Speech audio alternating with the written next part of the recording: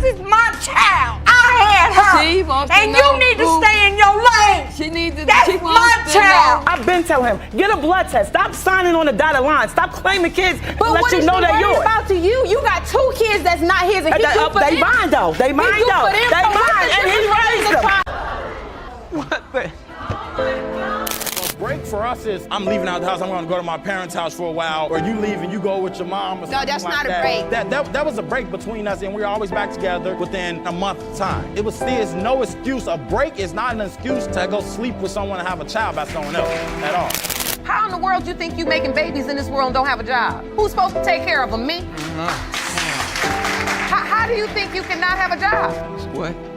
What? I can hear you. It's called excuse me, ma'am. Malicious rumors led a son to sue his own mother and sister. In this case, Miss Chandler and her boyfriend dragged his family into the courtroom, accusing them of damaging their reputation. Meanwhile, the defendants defended their actions by claiming that the baby mama had manipulated Mr. Hilliard. And your boyfriend, Mr. Hilliard, are suing his sister and mother for defamation of character. You claim they are spreading malicious rumors regarding the paternity of your son, Brandon Jr. You are seeking the results of a paternity test to prove your baby is indeed Mr. Hilliard's son. Is that correct? Yes, ma'am.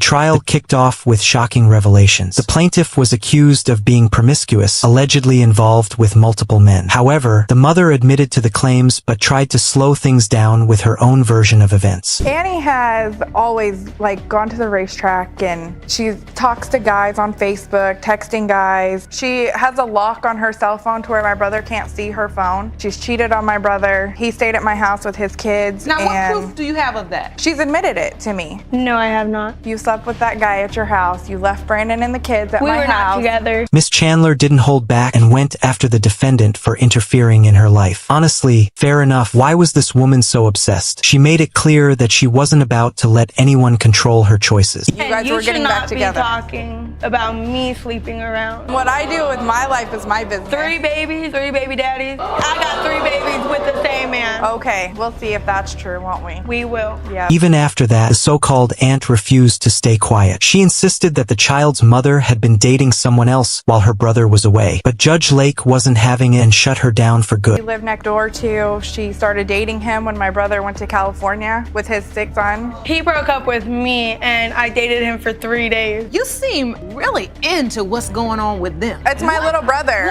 What's it to you, really? I mean, he is his own man. He might have made his own choices. It's my brother. But then came another unexpected witness, the grandmother. She claimed that they were abandoned and left helpless by the plaintiff. But Miss Chandler denied these accusations, saying the family always loses it whenever she's involved. More drama, less logic. I feel that we were robbed.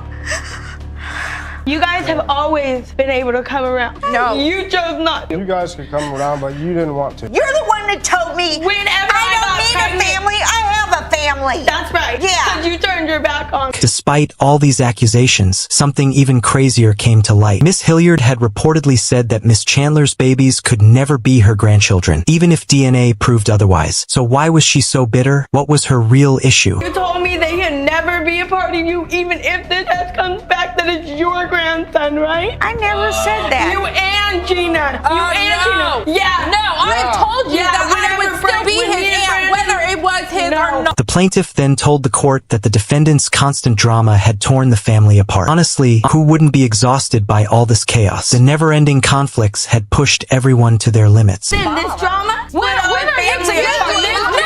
You and him broke up because of you, not because of me. Because 4 years of this, how can you be with somebody?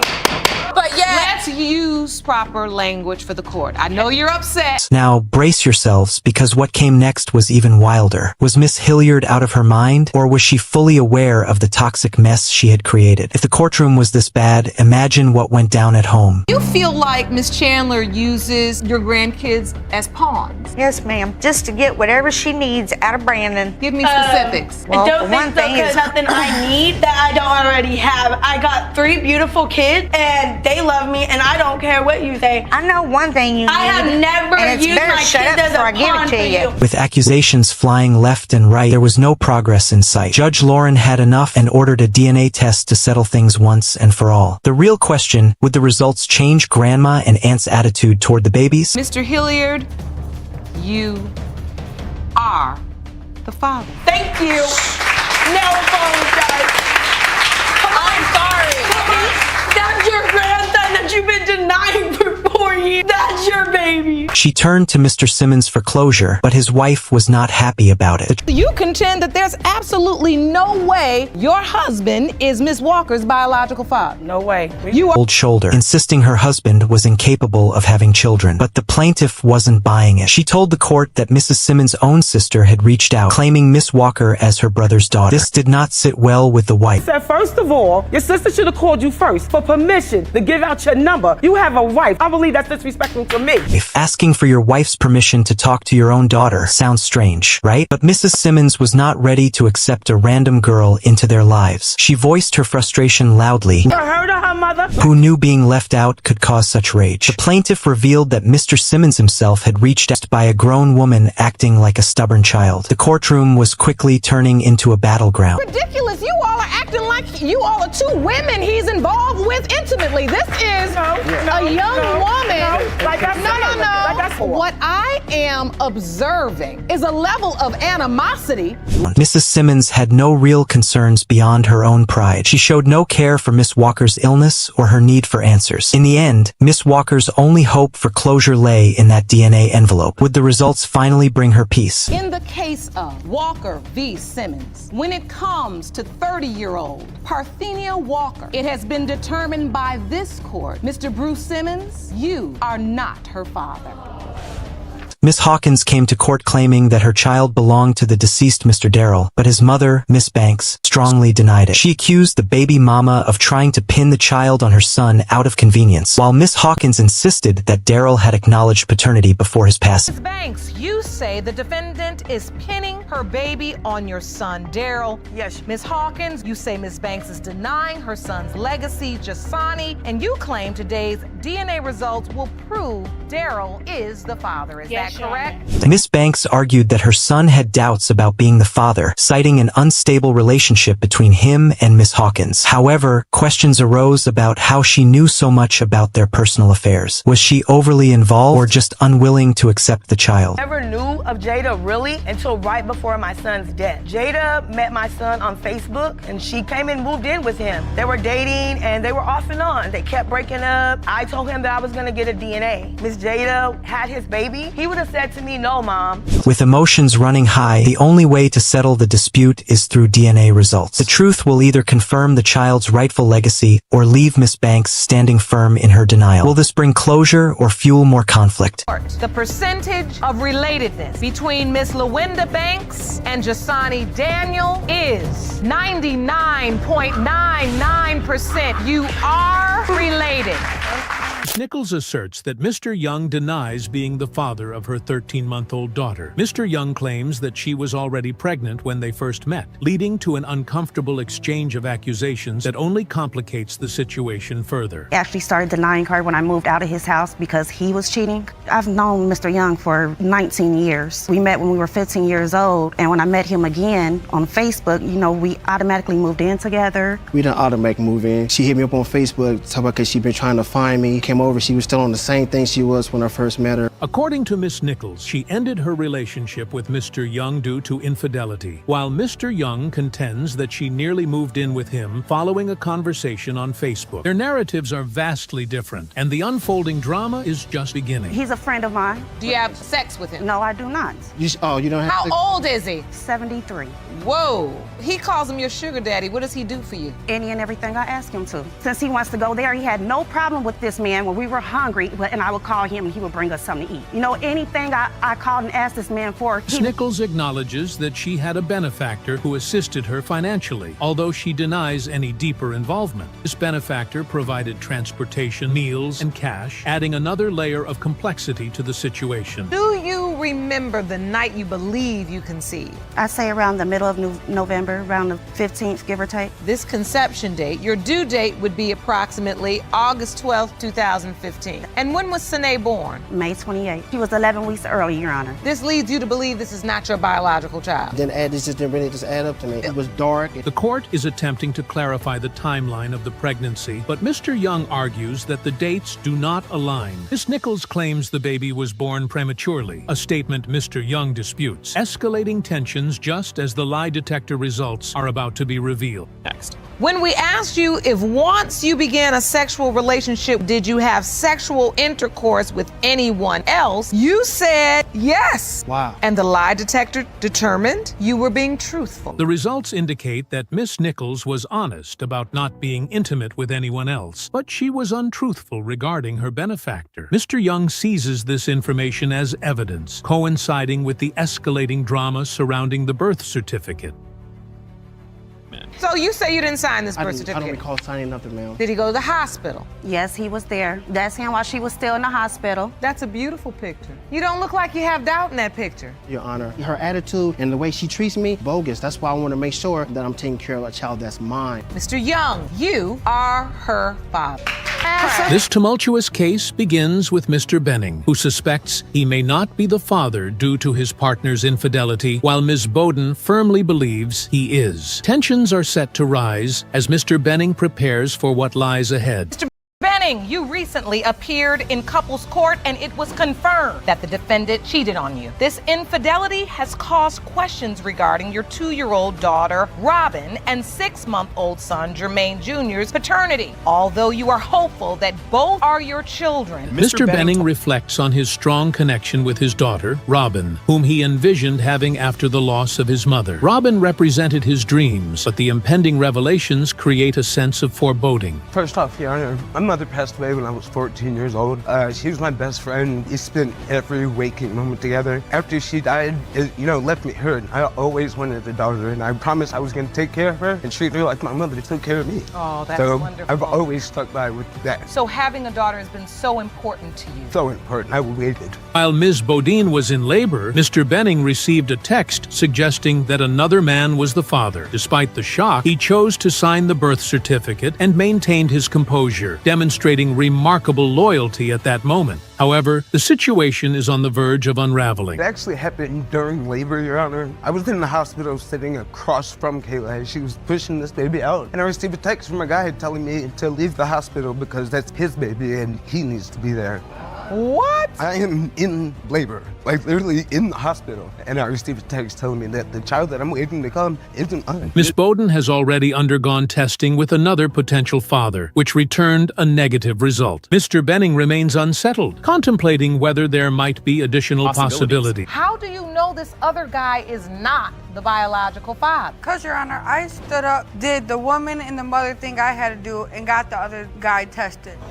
Oh. And he wasn't the father. And you submitted those results to the court? Yes, I did. That the probability of paternity between you and this other guy is 0%. As the tension escalates, Mr. Benning expresses the challenges of raising Robin while grappling with doubts about his paternity. He articulates the emotional turmoil of others, asserting they are her father. Just as the situation becomes overwhelming, the DNA results arrive. Dan, what does that feel like when she says that to you, Mr. Benning? That little girl right there, it's my mother come back to be with me. And when she you tell me that, like when your you tell me mother. she's not mine, it feels like you're taking my mother away from me again. Look at them. Look, they're twins. She's beautiful. They are. They do look a lot alike. The results are available. Determined by this court. Mr. Benning, you are not the father. What the? Has not contributed to their 18-month-old daughter Arian's upbringing, while he refutes being her father and questions his presence in the situation. The drama is on the verge of intensifying, and things are about to become quite heated. Mary, you have petitioned the court for a DNA test to prove that the defendant is the father of your miracle baby, 18-month-old Arian McCrary. Yes, Your Honor. You claim Mr. Goodson has done nothing for your daughter, but today that's going to change. Ms. McCrary expresses her frustration over Mr. Goodson's lack of involvement in their daughter's life, becoming emotional as she reflects on the significance of Adrian as her first child. This narrative is complex and is poised to delve even deeper. He has been to a certain extent. One hand, how many times? One hand in 17 months, you can count? Yes, Your Honor, and counting. And when you see her? That's my miracle baby. You know, conceive. You know, when you're in a relationship with a man for so many years, you know, you have an unprotected sex, you're trying to get pregnant, things of that nature, it doesn't happen. You think you can't get pregnant. Ms. McCrary alleges that Mr. Goodson neglected both her and their baby, claiming to have seen him with another family. He counters her accusations, insisting he has not seen the child. The exchange is charged, with neither party willing to concede. You walk past Adrian in the store and not even acknowledge her at all? That's not true. We actually seen each other at the same time. She was coming and I was going toward the checkout. She was going, I guess she was going to get an item or something. And we never said, I didn't even know that Adrian was with her. Yes, But you are not acknowledging that you are the father of this beautiful baby. Mr. Goodson describes their relationship as initially casual, but feelings developed, accuses Ms. McCrary of being secretive regarding her phone, indicating that this affair is becoming increasingly complicated with the drama just beginning to unfold. Every time we got together, it was like her phone used to ring a lot and she come over there. You know, we stayed on two different sides of town. She'll come over there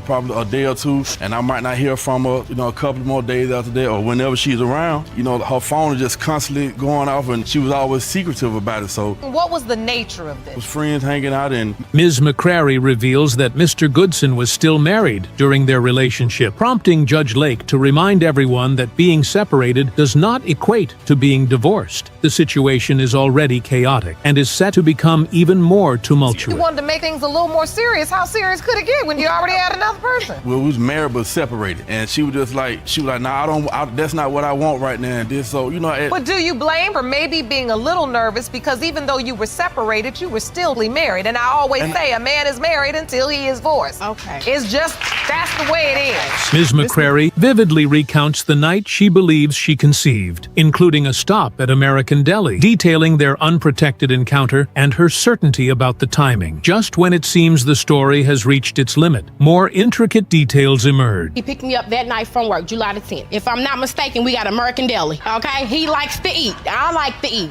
Not a problem. Extra chicken, extra cheese, sub sandwich. When you're grown, you're nasty, you get in tune. I like the things he do to me, vice versa. We enjoy each other. Why not? We're grown. We hadn't had protected sex, so come on. At the end of the day. Ms. McCrary claims that Mr. Goodson initially promised to provide support, but later withdrew, questioning why she even reached out to him, asserting they had not been intimate for months. The tension continues to escalate, and the arguments are on the brink of erupting. What happens when you find out you're pregnant? Well, of course, I told family members they were up for my decision, and I had to just sit and, think about it. So when I told him, he was just up for it. I rub your stomach, take you to doctor's appointment. I just felt like, oh, okay, well, maybe he heard from me. Got me thinking that, it's gonna be all okay. It was not all okay. I didn't want to be by myself. Mr. Goodson has expressed his concerns regarding Miss McCrary's admission of being involved with another individual during her pregnancy, particularly due to a prior instance of a false paternity claim. The situation continues to intensify without a clear resolution in sight. Thought about it because as a woman, you saying a real woman shouldn't have sex with other men, but at the end of the day, when you go back to your dates, a real woman know who she having sex with. When I told him my date and I went back and told him when it happened, why, what we was doing, it could be a possibility. Oh yeah. While Mr. Goodson acknowledges that he went to the hospital following the birth, he refrained from signing the birth certificate due to his uncertainties. Miss McCrary contends that he should have taken responsibility regardless of his doubts, especially now that DNA results are imminent and the truth is on the verge of coming to light. Did you sign the birth certificate for Adrian? No, I did not. I just didn't want to tie myself to that responsibility until I knew that she was mine. It takes two, Your Honor. You come with chump change. Don't do that. You help me. If I have something I don't have, I'm gonna tell you what I have. You can't even foot a half bill. And then, come on now, you saying that I bailed out on you. Make it make sense, baby. Judge Lake is set to disclose the DNA results. Has been determined by this court. Mr. Goodson, you are the father. Oh, okay. First up, we have a mother and a godmother battling for the affection of a young woman. The irony? The father is missing from the picture. And when that happens, you know things are about to get messy. Let's dive into this chaotic courtroom drama. She had been intimate with the defendant, and that they both created a false story to sell to Miss Bailey's daughter. Defendant did not appreciate this claim. There is reason to that. The judge then asked Maxina to vouch for Bomer, which set Miss Bailey off. She exploded in court, accusing her ex of poisoning her daughter's mind. Her emotions were with someone else seemed unbearable.